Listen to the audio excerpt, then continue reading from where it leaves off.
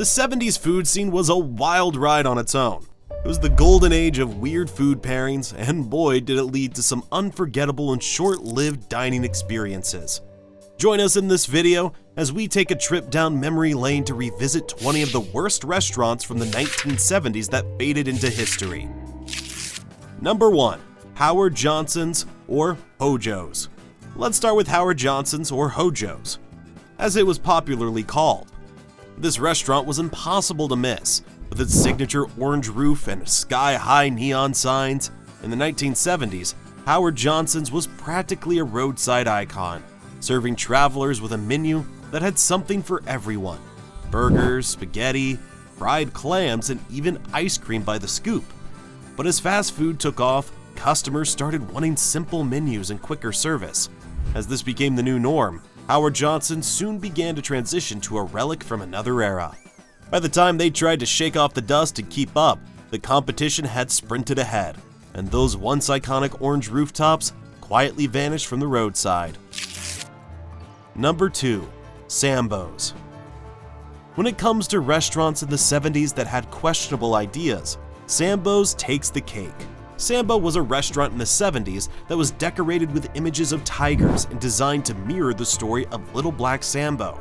With diner-style food and a playful tiger theme, Sambo's initially found success with their weird brand, but as social awareness grew, it quickly turned into one of the worst restaurant brands around. To their credit, they tried rebranding, but the damage was done.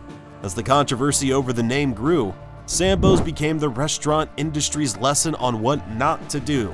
By the early 80s, they were all but forgotten in the dining business. Number 3. Burger Chef. Next up is none other than Burger Chef. In the 1970s, Burger Chef was more than just another burger spot. It had a menu brimming with burgers, milkshakes, and fries. Burger Chef had its sights on becoming the nation's burger champion. In fact, there was a time when it had more locations than Burger King. But as McDonald's and Burger King waged their epic burger wars and catchy ads and better budgets, Burger Chef found itself outclassed. Poor marketing and stiff competition pushed Burger Chef further back until finally it was sold off in the early 80s. Number 4. Bob's Big Boy. Now, while we're on the subject of burgers, let's focus on another classic, Bob's Big Boy. It was like the friendly neighborhood diner that you couldn't help but love. It had this iconic Big Boy statue hoisting a burger as if to say, "Come on in, it's delicious." Big Boy burgers were big in both size and flavor, and the milkshakes were as distinct as a 1970s mustache. For a while, Big Boy was the place to get the perfect meal. But as the fast food giants slimmed down their menus and portions, Bob's Big Boy struggled to keep up.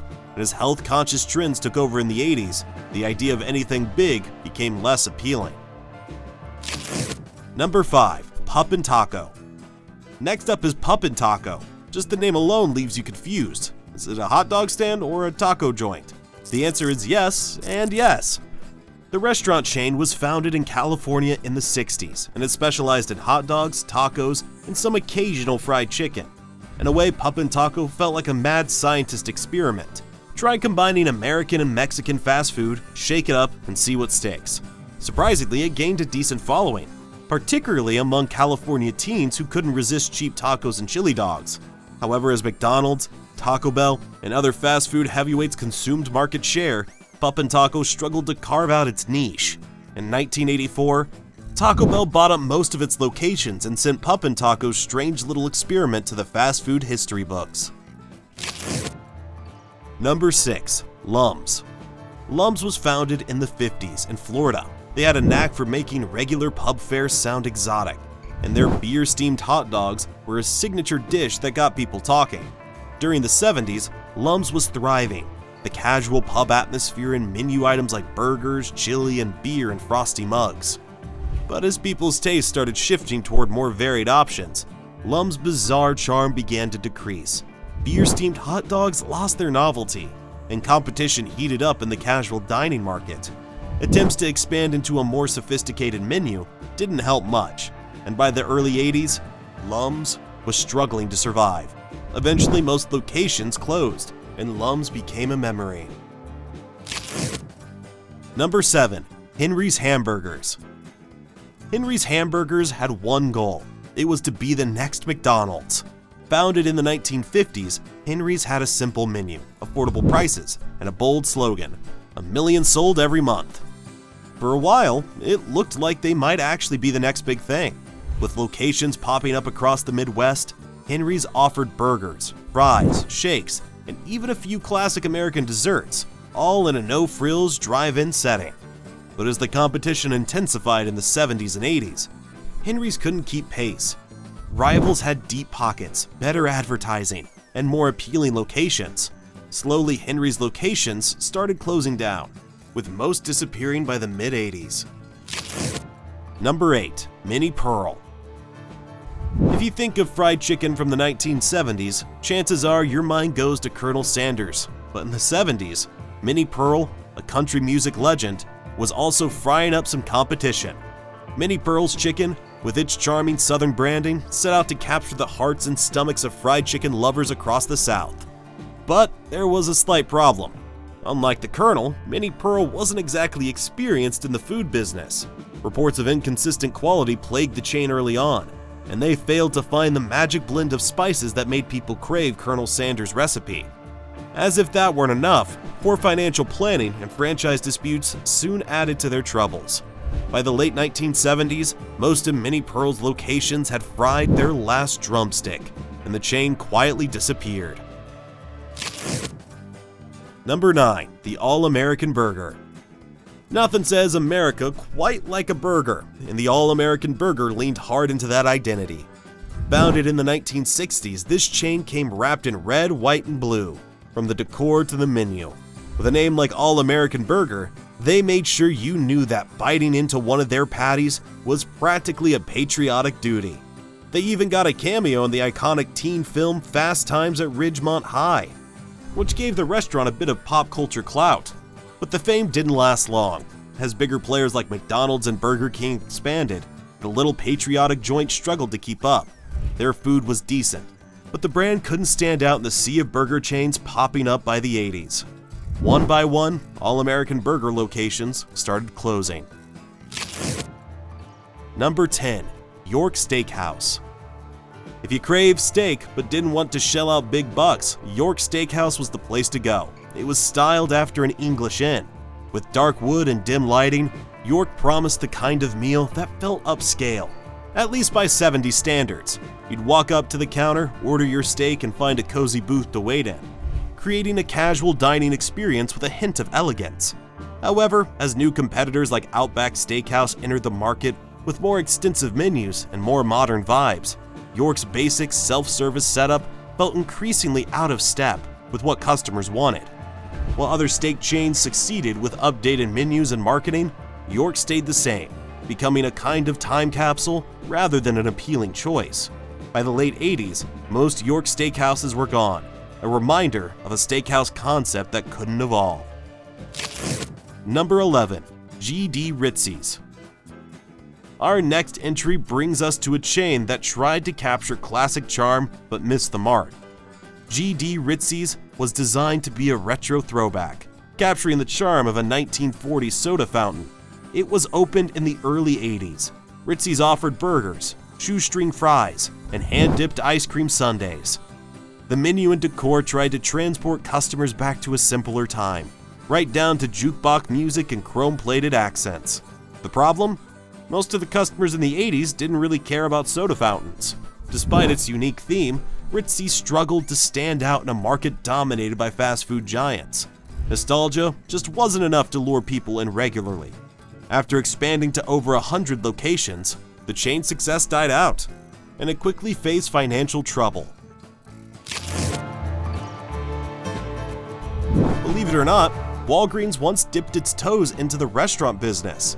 In the late 70s, they launched Wags, a diner-style chain specializing in burgers, breakfasts, and the kind of diner fare you might crave at 2 a.m.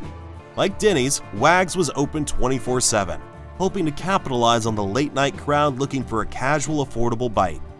The chain initially saw some success, locations popping up in several states.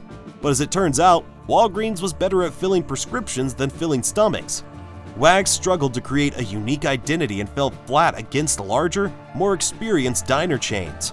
By the early 90s, Walgreens cut their losses, selling Wags locations to Marriott. Number 13. Arthur Treacher's Fish and Chips. Arthur Treacher's Fish and Chips attempted to bring British flavor by serving crispy fish fillets with thick-cut fries in the 70s and 80s. It was named after the British actor Arthur Treacher. The restaurant leaned hard into its UK-inspired theme, with everything from the menu to the packaging designed to give Americans a taste of Britain. At first, this niche seemed to work, with Arthur Treacher's location spreading across the US. But, as it turns out, Americans didn't quite like fish and chips as they did burgers and fries. Most locations closed in the 80s, leaving just a handful still operating today. The restaurant may have disappeared from the mainstream, but for some, Arthur Treacher's remains a fond memory. Number 14. Steak and Ale. If you wanted to feel like you were stepping into a rustic English pub, Steak and Ale was the spot. Founded in the 1960s, it reached its peak in the 70s, offering an atmosphere that felt fancier than a typical steakhouse, but still affordable. Steak and Ale had the ambiance down to dim lights, wooden beams, and dark leather booths that made you feel like you were in on a little British secret. This restaurant was known for its salad bar and signature steak marinades. Steak and Ale was the place for date nights and anniversaries. However, as casual dining expanded in the 80s and 90s, competitors like Outback and TGI Fridays offered similar experiences with fresher decor and modern menus. Despite attempts to rebrand, Steak and Ale couldn't keep up and filed for bankruptcy in 2008, leaving its dark-paneled booths behind. Number 15. Binnigan's. Binnigan's was the ideal Irish pub experience. Only, well, it wasn't actually Irish, and the food was more pub-adjacent than authentic. Opened in 1976, Binnigan's served everything from Monte Cristo sandwiches to potato skins and loaded nachos, all washed down with a beer or two. For a while, this formula worked, especially with the casual dining trend that swept through the 80s. But Binnigan's success started to fade as newer, more authentic dining options arrived, and the charm of its fake Irish vibe wore off. Number 16. The Red Barn. The Red Barn wasn't just a burger joint, it was a burger barn, literally. The restaurant was shaped like a barn, complete with a red exterior and farmhouse charm.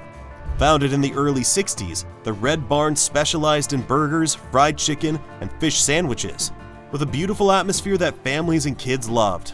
It was hard to miss a Red Barn location. They looked like they'd been plucked straight off a farm and plopped down in suburbia. But as charming as the barn aesthetic was, it didn't translate into lasting success. By the 70s, bigger chains had outpaced them in advertising and reach. The Red Barn's unique look couldn't keep up with the ever-growing competition, and by the early 80s, nearly all locations had closed. Number 17. Royal Castle. Royal Castle, with its mini burgers and frothy birch beer, was one of the earliest competitors to White Castle. The restaurant specialized in small, square burgers. By the 70s, it was still chugging along, offering affordable, quick meals that were a hit with late-night crowds. But as chains like White Castle and other burger giants expanded aggressively, Royal Castle struggled to hold its own. Limited advertising and location issues meant it couldn't keep pace with its rivals, and soon, one location after another shut its doors. By the mid-80s, only a handful of Royal Castles remained. Today, they're a nearly forgotten chapter in fast food history. Number 18. Child's Restaurant. Child's Restaurant was one of America's first chain restaurants, dating all the way back to the late 1800s. By the 1970s, Child's was a shadow of its former self, but there was a time when it was at the forefront of the dining world, serving comfort food in a consistent and clean environment across the East Coast. The Art Deco interiors and signature red and white color scheme gave it a distinctive look, and it was the go-to place for families. However, as fast food chains like McDonald's and Burger King stormed the scene in the 60s and 70s, Child's slow service model fell out of favor. In an age of drive-thrus and fast service, Child's seemed a little too slow for a dining option. Most locations had shut down by the late 70s, leaving behind a legacy as a pioneer in chain dining. Number 19. D-Lights. Speaking of pioneers, let's look at a chain that tried to blaze a trail in health-conscious fast food. Long before people were swapping fries for salads and milkshakes for smoothies, D-Lights tried to make fast food healthy. Founded in the late 70s, D-Lights had a bold mission: to offer a light version of traditional fast food.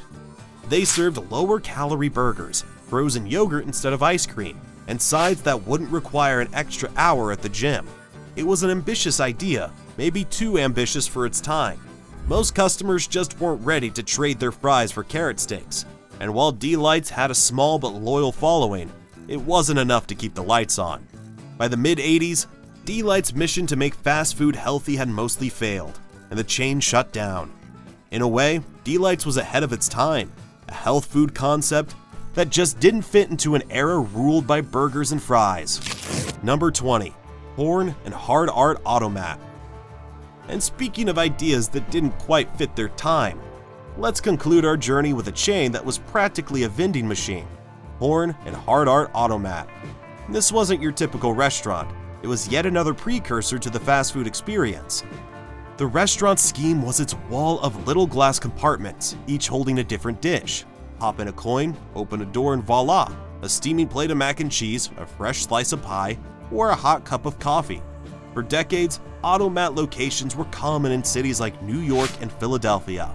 But by the 70s, as fast food became the norm, the charm of these food vending machines began to wear off. Why dig for coins and choose from pre-prepared dishes when you could zip through a McDonald's drive-thru?